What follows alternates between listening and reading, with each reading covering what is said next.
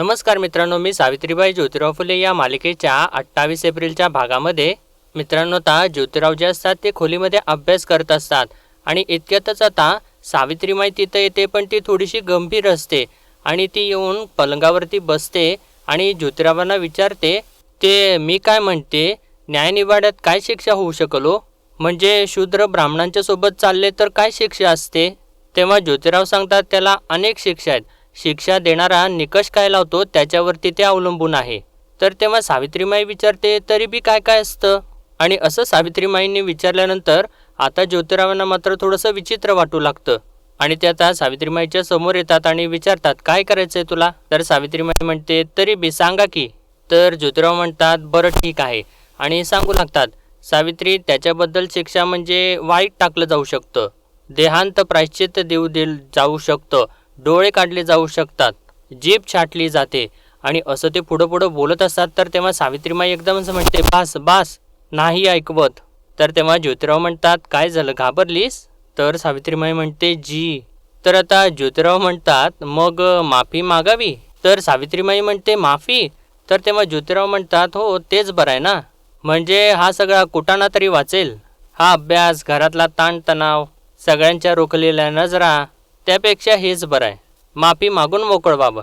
असं म्हणून ते तिथून उठतात. तर सावित्रीमाई लगेचच त्यांच्या मागे धावत जाते आणि म्हणते, माफी नाही मागायची. तर तेव्हा ज्योतिराव म्हणतात, पण आत्ताच तर तू घाबरलीस असंच म्हणालीस ना?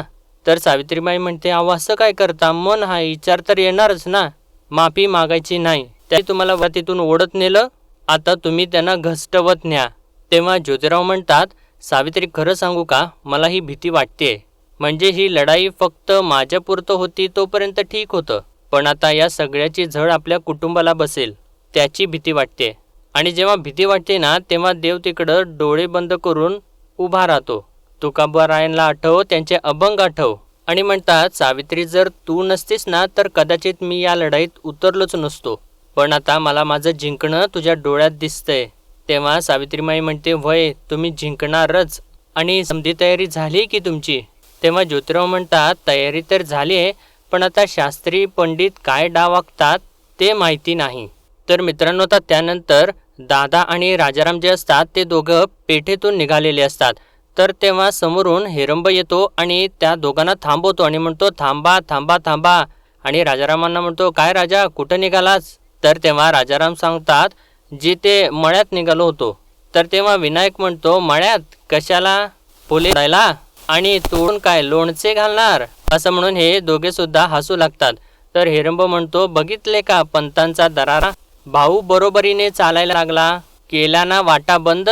तर विनायक म्हणतो, आणि आता तर न्यायनिवाडा होणार, काय शिक्षा होते ठावे आहे ना?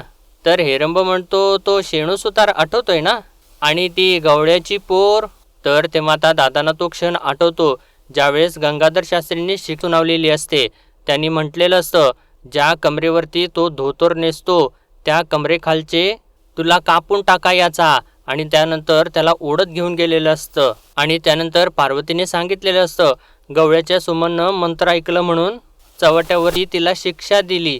आणि तेव्हा आता विनायक म्हणतो, आणि यांचा गुन्हा तर त्याहून मोठा आहे, उकळते तेल नक्कीच. तेव्हा आता दादा म्हणतात, देवा जाऊ द्या की, मळ्यात जाऊन फुलं तोडायची ती.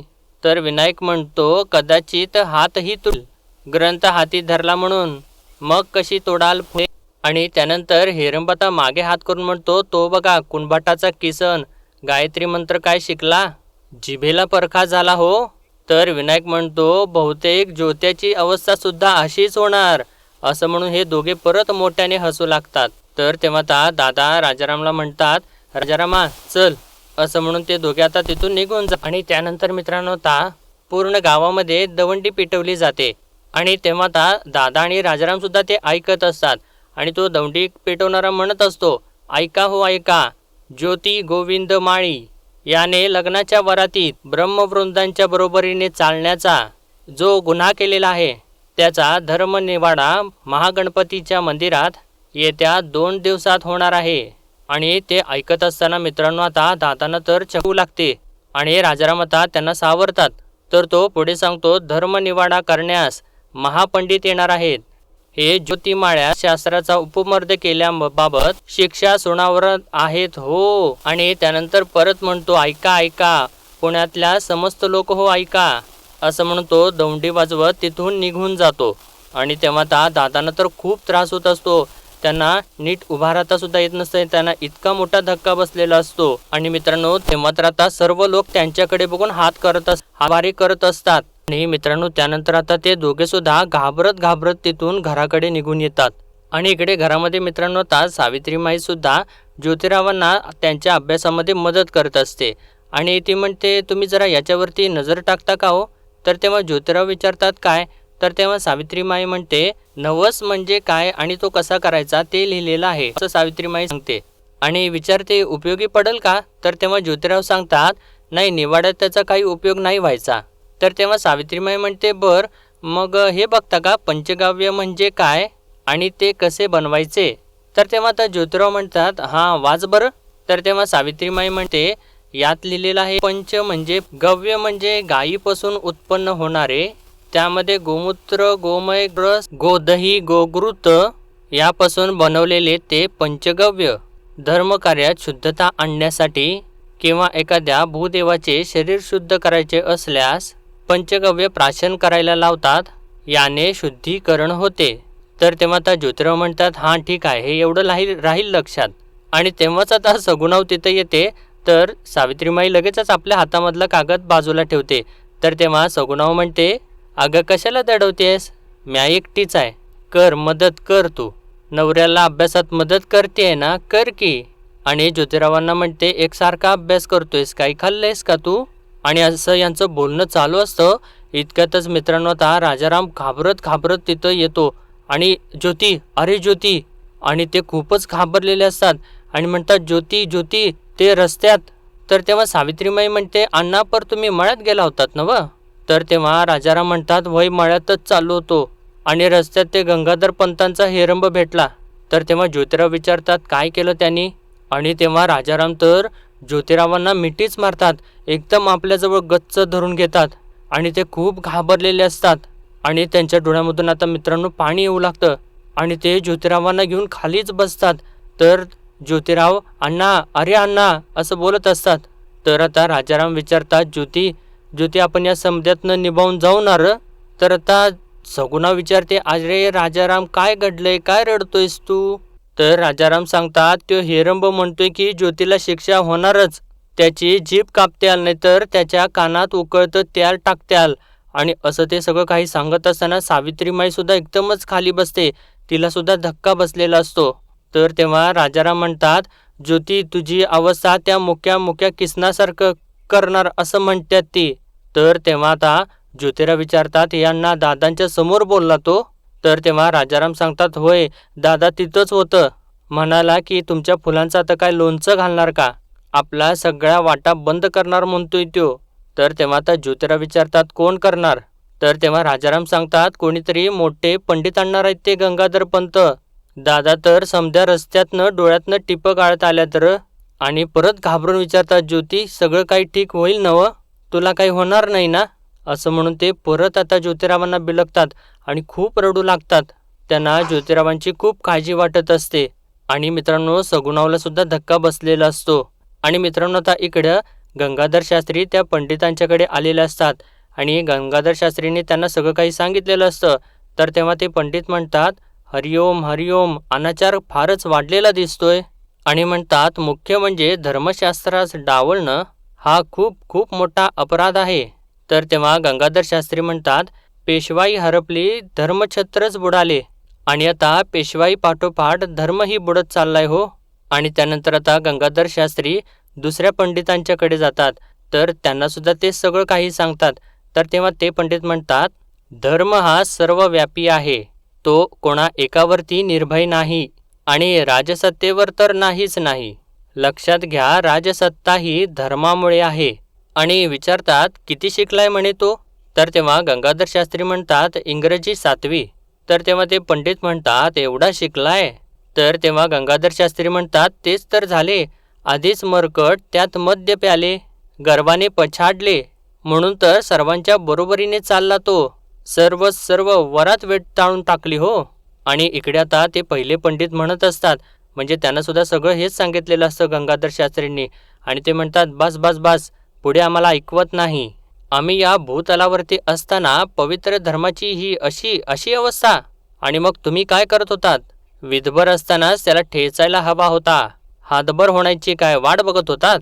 तर तेव्हा गंगाधर शास्त्री म्हणतात, मला वाटलं की तो असं बोलत असताना ते पंडित म्हणतात, कशाला हे कपाळावरती गंध, या माळा कशाला? ज्या धर्मानं तुम्हाला नावलौकिक दिलं त्याची फरफट तुम्हाला बघवली तरी कशी? तर तेव्हा गंगाधर शास्त्री म्हणतात, क्षमा करा, पण आपण पुण्यास या आणि त्या धर्मकंटकास देहांत प्रायश्चित्य द्या, पुढचे मी पाहतो. तर तेव्हा ते पंडित म्हणतात, हे असे जर त्याचे वर्तन असेल तर या पृथ्वी तलावरती जिवंत राहण्यास तो पात्र नाही. तर तेव्हा गंगाधर शास्त्री म्हणतात, मग मी पक्के समजू? तर तेव्हा ते पंडित हो म्हणतात आणि इकडे ते दुसरे पंडित सुद्धा म्हणतात, हो पक्के समजावे. कोणास धर्ममलिन करण्याचा अधिकार नाही. वेळीच पायबंद घालणे ही खरी ईश्वर सेवा. न्यायनिवाडा करण्यास आम्ही स्वतः येत आहोत. तर इकडे आता गंगाधर शास्त्री परत पहिल्या पंडितांना विचारतात, आपण येत आहात ना? तर तेव्हा ते पंडित सुद्धा म्हणतात, होय आम्ही येणार. आणि तेव्हा मात्र आता गंगाधर शास्त्री खुश होतात. तर इकडे मित्रांनो, आता त्याच वेळेला पार्वती आणि ज्योतिरावांची जी आई असते ते आता पेठेतून दोघे चाललेले असतात. तर तेव्हा तिथे एक बाई म्हणत असते, न्यायनिवाडा तर होणारच, आणि मी ऐकले की मोठे पंडित येणार आहेत, ज्यांनी तुकोबारायांना सजा दिली होती ना त्यांच्याच वंशातले आहेत म्हण. तर तेव्हा दुसरी बाई म्हणते, बिचारा त्या सावित्रीचे हाल, काय नशिबी आले हो तिच्या, कसं जगायचं हो तिनं? तर पहिली बाई म्हणते, उभा जन्म जायचा हाय, वाईट झालं ना. असं त्या दोघी बोलून आता तिथून निघून जातात. आणि तेव्हाच आता या दोघींच्या सुद्धा कानावरती ते पडलेलं असतं. तर पार्वती म्हणते, सासूबाई सासूबाई चला, आणि त्यांना ती सावरत असते. आणि दुसरीकडे आता दोन गावकरी आपापसात बोलत असतात. एकटा म्हणतो, ते म्हणतात ना आती तिथं माती. तर तेव्हा दुसरा म्हणतो, व या ज्योत्यानं पण मर्यादेत राहायचं होतं. तर पहिला म्हणतो, आता या समध्या घराचा खेळखंडोबा झालाच म्हणून समजा, राणूजी बी घावतोय बघ अक्का चाट्यात. असं ते बोलत असतात आणि इतक्यातच राणूजी तिथून चाललेले असतात आणि त्यांच्या कानावरती ते पडतं.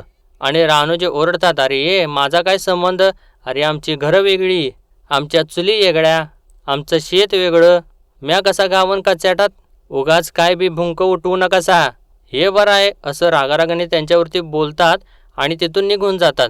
तर तेव्हा तो पहिला गावकरी म्हणतो, ह्यानं काय बी म्हणू दे, शेवटी ह्यो बी गावणारच. आणि त्यानंतर मित्रांनो, आता ते महादेव शास्त्री जे असतात पहिले, ते आता पुण्यामध्ये येतात आणि तेव्हा त्यांचा जय जयकार होत असतो. महादेव शास्त्रींचा जय जयकार असो. तेव्हा गंगाधर शास्त्री आणि त्यांची पत्नी त्यांच्या स्वागतासाठी उभे असतात. आणि एवढ्यातच त्यांची पालखी आता गंगाधर शास्त्रींच्या घरासमोर येते. आणि तेव्हा विनायक लगेचच पुढे होतो आणि त्यांच्या पायामध्ये चपला घालतो. आणि त्यानंतर आता गंगाधर शास्त्री नारळ वगैरे ओवाळून आणि त्यांची पत्नी त्यांचं औक्षण करू लागतात. तेव्हा गंगाधर शास्त्री आता म्हणतात, आज श्रीमंत असते तर तुमची हत्तीवरून मिरवणूक काढली असती, एवढी आपली योग्यता. तेव्हा गोपिका म्हणते, साधू संत येती घरा तोची दिवाळी दसरा. आणि तेव्हा हे दोघे सुद्धा जोडीने त्यांचा आशीर्वाद घेतात आणि त्यानंतर त्यांना आतमध्ये घेऊन जातात. आणि त्यानंतरच आता थोड्या वेळाने ते दुसरे शास्त्री सुद्धा येतात आणि त्यांची सुद्धा एकदम वाजत गाजत मिरवणूक येत असते. त्यांचा सुद्धा जय जयकार होत असतो. आणि त्यांची पालखी सुद्धा आता जेव्हा गंगाधर शास्त्रींच्या घरासमोर येते तेव्हा त्यांच्या पायात सुद्धा चपला घातल्या जातात. आणि आता गंगाधर शास्त्री लगेचच पुढे येऊन त्यांच्या भोवतीने नारळ ओवाळू लागतात आणि म्हणतात, आपण येणार म्हणून अख्ख्या पुण्यात गुढ्या उभारल्या आहेत, आपण येणार म्हणून पुरणपोळीचे जेवण केले आहे, आपण आलात म्हणून आम्ही धन्य पावलो. आणि त्यानंतर आता गोपिका त्यांचं औक्षण करू लागते. आणि त्यानंतर आता हे दोघे सुद्धा जोडीने त्यांचा आशीर्वाद घेतात आणि आता हे शास्त्री घरामध्ये आतमध्ये जाऊ लागतात. तर तेव्हाच मित्रांनो, आता इकडे सदाशिवराव जे असतात ते घरी येतात आणि ज्योतिरावांना सांगत असतात, ज्योती, दोन्ही धर्मपीठांच्या दोन्ही शास्त्र्यांचे आगमन झाले आहे. तर तेव्हा ज्योतिरावांची आई म्हणते, अगोबाई आलं वय, असं म्हणून ती खूप घाबरत असते. तर तेव्हा सावित्रीमाई तिला सावरू लागते, म्हणते, सासूबाई शांत व्हा.